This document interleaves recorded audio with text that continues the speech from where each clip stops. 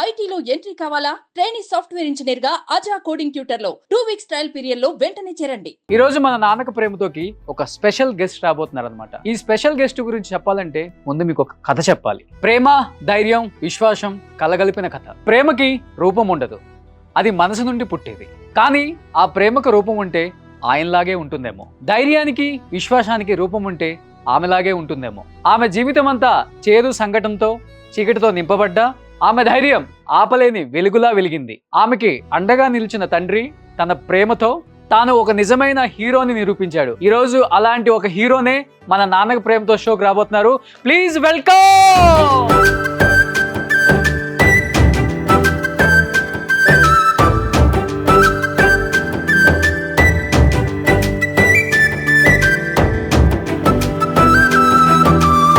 First of all thank you uncle, thank you so much.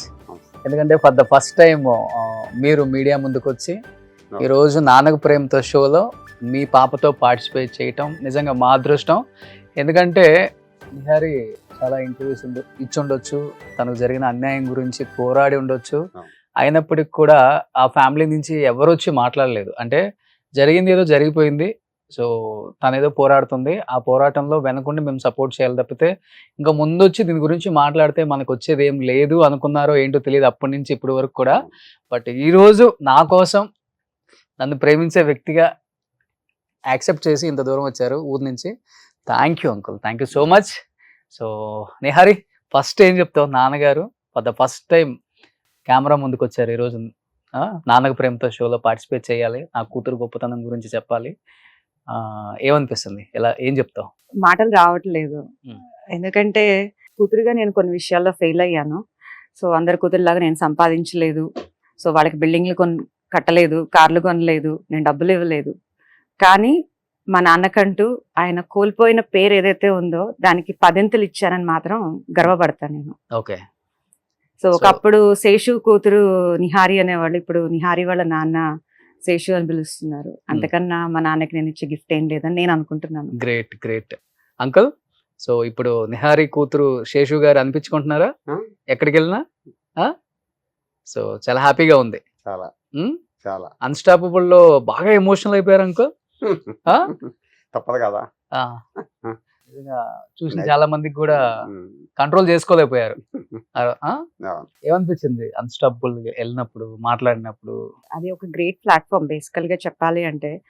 అంటే మన తెలుగు అమ్మాయి ఉండి బయటకెళ్ళి ప్రూవ్ చేసుకోవడం వేరు. మన అమ్మాయిని అలాంటి గ్రేట్ ప్లాట్ఫామ్ మీద పిలిచి అందరూ బాలకృష్ణ గారు, అల్లు అర్జున్ గారు పిలిచి వాళ్ళు అప్రిషియేట్ చేయటము, తర్వాత బాలకృష్ణ గారు మళ్ళీ సపరేట్ పిలిచి మాట్లాడటము. నేను క్యాబ్ కోసం వెయిట్ చేస్తున్నాను, బయట వెయిట్ చేస్తుంటే పాపం బాలకృష్ణ గారు వెళ్ళే వాళ్ళు ఆగి ఏ పాప బాయ్ అని చెప్పి ఆయనకున్న సాఫ్ట్ నేచర్ ఏదైతే ఉందో అది రియలీ అన్స్టాపబుల్. సో అంకుల్, అంటే ఇప్పుడు నిహారి ఇంత ఫైట్ చేస్తుంది, మేము అందరం చూస్తూనే ఉన్నాం. బట్ అంటే ఈ ఇన్సిడెంట్ జరిగిన తర్వాత తనలో ఒక ఫైర్ వచ్చో, లేకపోతే సమాజం ఏదో ఒకటి మాట్లాడుతుంది, ఆ మాట్లాడే లోపు నేనేంటో ప్రూవ్ చేసుకోవాలని తనలో ఎక్కడో ఒకటి స్టార్ట్ అయిపోయి ఈ రోజు ఈ స్థాయికి వచ్చారు. ఇలా ఉన్నప్పటికి కూడా బట్ చిన్నప్పుడు నిహారి ఎలా ఉండేవాళ్ళు అసలుకి ఈ సిచ్యువేషన్ ఇదంతా జరగక ముందు ఇన్సిడెంట్ అంతా? అందరూ ఆడపిల్లలాగానే ఇంట్లో అది ఒక పైగా మాది చాలా పెద్ద కుటుంబం. ఓకే. తను బాగా లైక్ చేసేవాళ్ళు, వాళ్ళ నాన్నమ్మ కానీ వాళ్ళ మేనత్తలు కానీ వాళ్ళందరూ కూడా. తన లైఫ్ హ్యాపీగానే జరిగింది, చైల్డ్హుడ్ అంతా కూడా. ఇంకా తర్వాత మాకున్న ఫ్యామిలీ ప్రాబ్లమ్స్ అవనివ్వండి, లేకపోతే సర్కమ్స్టాన్సెస్, వీటి పరిస్థితుల్లో కొంత ఇబ్బందులు పడిన మాటలు వాస్తవమేను. దాని తర్వాత మ్యారేజ్ చేయటం సరే, ఇప్పుడు నాకు కొద్దిగా మ్యారేజ్ చేద్దాంలే, ఒక బాధ్యత తీరుతుంది కదా, 20 years వచ్చినాయి కదా అని చెప్పి అన్న ఉద్దేశంతో మ్యారేజ్ ప్రపోజల్ చేసి మ్యారేజ్ చేసాను. మ్యారేజ్ చేసిన తర్వాత అక్కడ సిచ్యువేషన్స్ మనకి యాక్చువల్గా తెలియదు. ఇప్పుడు మామూలుగా పలానా మనిషి అని అంటే బయట ఎలా ఉంటుందంటే మంచోడు, దాని గురించి ఇబ్బంది ఏం లేదు, మంచి కుటుంబం అని అంటారు. కానీ ఇన్సైడ్ మనిషిని మనం క్యాలిక్యులేట్ చేయలేము. అవును అవును అవును. అయితే ఏంటంటే అక్కడ ఉన్న పరిస్థితులు అవ్వచ్చు, లేకపోతే వాళ్ళ ఏదన్నా అవ్వచ్చు, దాన్ని మనం బయటకు అనేది రాదు. అది చూడటానికి మాత్రం వైట్ వాళ్ళలాగా అందరం అలా కనపడతాం. కానీ సమయం సందర్భం వచ్చినప్పుడు అసలోడు బయటకు వస్తాడా, వాడు రాక్షసుడు అవ్వచ్చు, లేకపోతే ఇంకా మంచివాడు అవ్వచ్చు, ఇంకా ఏదన్నా దానికి ఏదైనా పేరు పెట్టచ్చు. సరే ఆ పరిస్థితుల్లో తను అక్కడ పరిస్థితులను బట్టి ఉండలేక పుట్టింటికి వచ్చింది. వచ్చిన తర్వాత నాకు ఇలా జరుగుతుంది అలా జరుగుతుందని అంటే సరే పెద్దవాళ్ళంగా ఉన్నాం కాబట్టి మాట్లాడదాంలే అమ్మా అని అనుకోవటం. తర్వాత మరి ఇప్పుడంతా కూడా ఫోన్ టెక్నాలజీ అంతా వచ్చేసింది కదా, మరి ఫోన్లో వాళ్ళు ఏమన్నా మాట్లాడుకున్నారో కిడ్స్లాడుకున్నారో ఏం తెలియదు. సరే ఇట్లా సూసైడ్ అటెంప్ట్ చేసింది. చేసిన తర్వాత నేనేం చేశానంటే గవర్నమెంట్ హాస్పిటల్కి తీసుకెళ్తే బతికించరు అనేది ఒక నాకు తెలిసినంత వరకు. ఎందుకంటే వాళ్ళు ట్రీట్మెంట్ చేయరు. ఎందుకంటే వాళ్ళ దగ్గర సరైన ఎక్విప్మెంట్ ఉందా లేదా అనేది మనకు తెలియదు. మనం 10 రూపాయలు పెట్టి ట్యాబ్లెట్ కొనుక్కురావడం లేకపోతే వాళ్ళు చెప్పిన ఇంజక్షన్ తీసుకురావడానికో అక్కడ అవైలబిలిటీ ఉండదు. ఇప్పుడున్న పరిస్థితుల్లో ఇంకా కొద్దిగా టెక్నాలజీ పెరిగి మీలాంటి వాళ్ళు షూట్ చేసి ఇక్కడ అది లేదు, ఇక్కడ ఈ అవసరం లేదు, లేకపోతే అక్కడ బాగుండలేదని కొద్దిగా ఫోకస్ అయిన తర్వాత సిస్టమ్ మారింది. ఇటువరకు మరీ శాంతం 15 ఏళ్ళ క్రితం అంటే హాస్పిటల్స్ అన్ని ఎంత మురిగ్గా ఉండాలో ఎలా ఉండాలో అలా ఉండేవి. అందుకని నేను చేశానంటే ఏమైనా సరే బతికించాలన్న ఉద్దేశంతో ప్రైవేట్ హాస్పిటల్కి తీసుకు. ఒక తండ్రిగా కూతురు మీద చాలా ప్రేమ ఉంటుంది కదా, అది తప్పదు కదా, న్యాచురల్. దాన్ని బట్టి ప్రైవేట్ హాస్పిటల్కి తీసుకెళ్తే వాళ్ళు కూడా ఇంకా ట్రీట్మెంట్ మొదలుపెట్టిన తర్వాత ఏమన్నా 40,000 అయినాయి, 30,000 అయినాయి, లేకపోతే 5,000 అయినాయి, 10,000 అయినాయి అంటే తీసుకొచ్చి పెట్టడమే సరిపోతుంది. ఒక రోజున ఒక వారం రోజులు పోయిన తర్వాత మా ఫ్రెండ్ వాళ్ళ అబ్బాయి డిఎం డాక్టర్ ఆయన వచ్చి చూసి బయటకు వచ్చి నా దగ్గర ఏం అనలేక ఇంటికి వెళ్ళిపోయి వాళ్ళ ఫాదర్తో చెప్పాడంట, నాన్న అంకుల్ విపరీతం ఖర్చు పెట్టేస్తున్నాడు, ఖర్చు పెట్టిన తర్వాత బయటకు వస్తుంది బతికి, తర్వాత ఏం చేసుకుంటాడు అమ్మాయిని, కాసి ఖర్చు తగ్గించమని చెప్పండి అని కూడా డైరెక్ట్గా చెప్పాడంట, నాతో చెప్పలేక.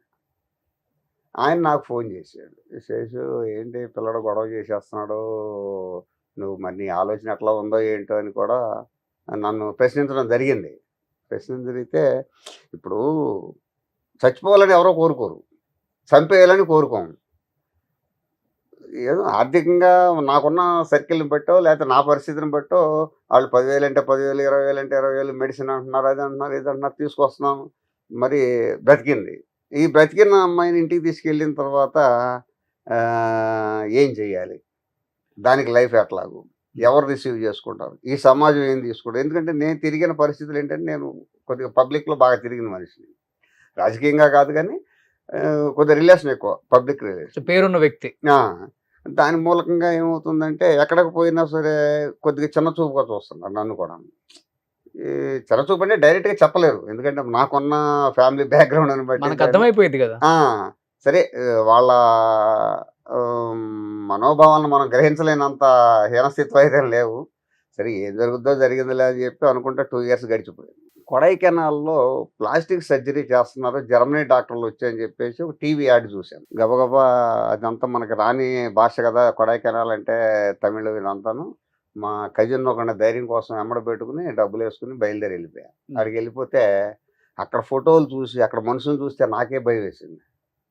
చాలా భయంకరమైన మనుషులు ఉన్నారు. మా అమ్మాయి ఆ లెక్కన పర్లేదు అనిపించింది. అబ్బా, కొన్ని ఫోటోలు చూస్తే నేను చాలా ఆశ్చర్యపోయాను. సరే జుట్టు లేదు, కళ్ళు కాలిపోయి మొత్తం ఫేస్ కాలిపోయి వాళ్ళని చూస్తానికి కూడా మనం చూడలేం పరిస్థితి. అలాంటి పరిస్థితి ఫోటోలు కానీ అక్కడ ఉన్న వాళ్ళని చూసిన తర్వాత అక్కడ ఉండగానే విజయవాడ నుంచి మా అన్నయ్య ఫోన్ చేశాడు, అరే ఇక్కడ విజయవాడలో ఏదో ప్లాస్టిక్ సర్జరీస్ వస్తున్నారంట జర్మనీ నుంచి, ఒకసారి ఇక్కడ కన్సల్ట్ అవ్వకపోయారండి. 12,000 13,000 ఖర్చు పెట్టి అక్కడ పరిగెత్తాము, ఎమ్మడే తెల్లారిపాటికి ఇక్కడ వచ్చిందని చెప్పి ఇక్కడ పరిగెత్తుకొస్తే ఇక్కడ ఆపరేషన్ చేస్తామండి అంటే తీసుకెళ్ళిన తర్వాత ఆపరేషన్ చేశారు. కొంత సక్సెస్ అయ్యి, అంటే మనకు తెలియదు ఏ పార్టీకి ఏం చేశారో, లేకపోతే తోలు తీసేశారో, లేకపోతే ఆపరేషన్ కుట్టేశారో, లేకపోతే ఏం చేశారో మనకు తెలియదు కదా. సరే 4-5 రోజులు అట్టి పెట్టడం, ఇంటికి తీసుకెళ్తాం. తర్వాత ఆ డాక్టర్స్ తను మాట్లాడిన విధానాన్ని బట్టి ఇంప్రెస్ అవనివ్వండి, లేకపోతే మరి అక్కడ ఏం జరిగింది, చాలామంది చేశారు ఆపరేషన్లు, కానీ ఎవరు ఆ డాక్టర్లు తనకు రెస్పాన్స్ అయినట్టుగా మిగిలిన వాళ్ళకి ఎవరికి అవ్వలేదు. అప్పుడు వాళ్ళు డాక్టర్స్ ఫోన్ చేయటం మొదలు పెడుతున్నారు ఇంటికి, ఏమండి ఎలా ఉందండి, ఏంటండి, అదండి ఇదండి.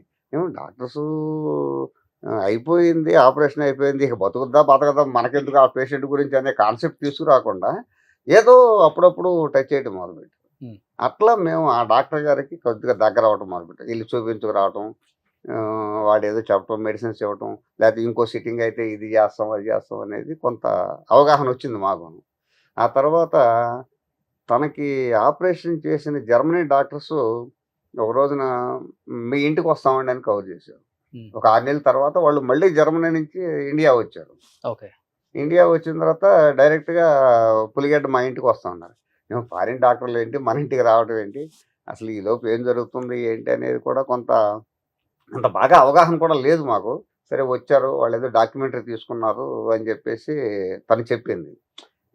డాక్యుమెంటరీ తీసుకున్నారన్న తర్వాత సరే జరిగిపోతున్నాయి, మనం కంటితో చూస్తూ ఉన్నాము, సమాధానం చెప్పే వాళ్ళకి చెప్తున్నాము. ఆ రోజు చాలామంది వచ్చారు, ఫారినర్స్ వస్తున్నారంట వాళ్ళ ఇంటికి డాక్టర్స్ అనేటప్పటికి నా ఫ్రెండ్ సర్కిల్ అని వాళ్ళని వీళ్ళని చాలామంది వచ్చారు. తర్వాత మాకు తెలిసి ఒక అమ్మాయి అప్పుడు వాళ్ళ డాక్టర్లు ఏం చేశారంటే జర్మనీ ఇన్వైట్ చేశారు పాపని 2012. వాళ్ళు ఆపరేషన్ చేశారు, తర్వాత 6 నెలలకు వాళ్ళు వచ్చారు. సంవత్సరం లోపే తనకి జర్మనీ ఇన్విటేషన్ వచ్చింది. ఈలో పాస్పోర్ట్ ఏర్పాటు చేశారు. పాస్పోర్ట్ ఏర్పాటు చేసి ఇక్కడే ఫ్లైట్ ఎక్కించాను, వెళ్ళిపోయింది. అక్కడ 38 డేస్ ఎంతో ఉన్నది. తర్వాత ఇండియా వచ్చిన తర్వాత అప్పుడు తను అక్కడ దిగిన ఫోటోలు కానీ ఇవన్నీ కూడా ఒకటి జనంలోకి స్ప్రెడ్ అవుతున్నాయి. ఏంటి కాలిపోయిన అమ్మాయి ఏంటి, జర్మనీ వెళ్ళటం ఏంటి, మేము ఇంతంత ఖర్చు పెట్టి చదువుకున్నాము, లేదా డబ్బులు ఉన్నాము, అమెరికా వెళ్ళాలంటే ఇబ్బంది పడిపోతున్నాం, మమ్మల్ని ఎవడ పిలవట్లేదు అనే కాన్సెప్ట్లో ఉండిపోయారు. ఎందుకంటే మా చెవులకి వినపడతా ఉంటాయి కదా ఒక్కొక్కళ్ళు అనుకునే మాట. సరే ఒక ఘట్టమైంది, జర్మనీ ఇటలీ తిరిగి వచ్చింది. నేను కూడా బయట గొప్పగా చెప్తున్నా, జర్మనీ వెళ్ళి వచ్చింది నా కూతురు, ఇటలీ వెళ్ళి వచ్చింది, దాని రూపం చూడకుండా వాళ్ళు ఇన్వైట్ చేశారు, వెళ్ళొచ్చింది, అది కురూపిదైనా సరే దేశాలు తిరుగుతుందని చెప్పి మనం కూడా జబ్బలు చరుచుకుండా జనంలో చెప్పడం మొదలుపెట్టి